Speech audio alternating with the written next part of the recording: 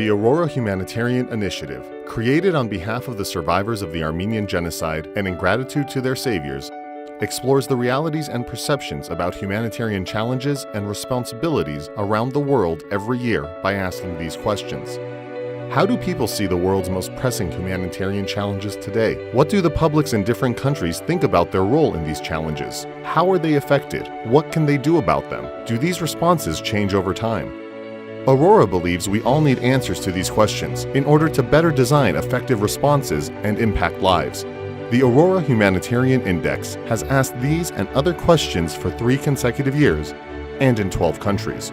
This year, as in years past, people around the world are most worried about terrorism, although that concern is receding. Instead, fears over the risk of war have grown significantly.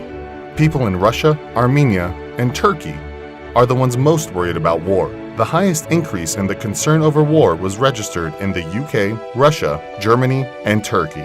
Moreover, more than half of those surveyed see war or the risk of war as the #1 reason that people are fleeing their homes. The number of people displaced as a result of conflict and violence has nearly doubled since 2000 and has increased sharply over the last 5 years. By the end of 2016, 40.3 million people were internally displaced because of conflict and violence in the world. More than half of those surveyed think the war in Syria is the #1 cause of global displacement.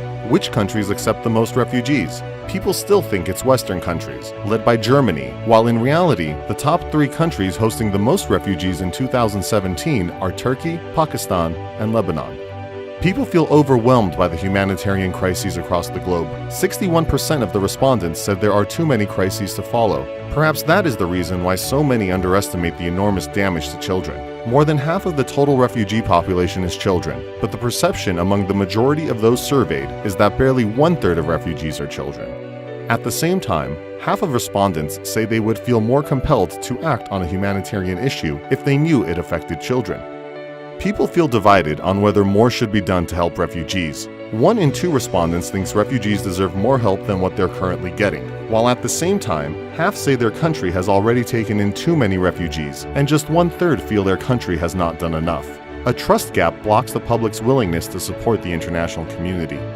79% of respondents see the international community as most capable to address the global refugee crisis, whereas only 50% trust them to provide the right level or type of humanitarian aid to help address the crisis. But 65% of respondents agree that the situation would be far worse if it were not for the efforts of NGOs. 3/4 of those surveyed believe NGO transparency and accountability is critical. On the list of international figures most capable of addressing the refugee crisis, there is no consensus. Angela Merkel is highest with 46%, with Donald Trump close behind. Vladimir Putin, Pope Francis, and UN Secretary General Guterres are selected by about 1/3 of respondents. Business leaders are viewed as equally capable. The 2 names most cited in all countries are Bill Gates and Mark Zuckerberg.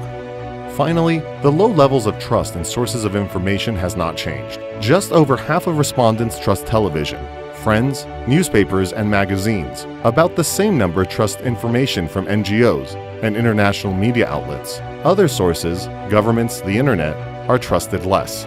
There is also a desire for more diverse and positive coverage of the global refugee crisis. News coverage is too much about the consequences of displacement as opposed to root causes, according to 3 of 5 respondents. Almost as many think coverage should be more inspiring and positive. In the context of such often contradictory feelings, it is not surprising that people's willingness to help is conditional. 2 out of 5 want to know if it would really make a difference. Half say they would give if they knew it helped children.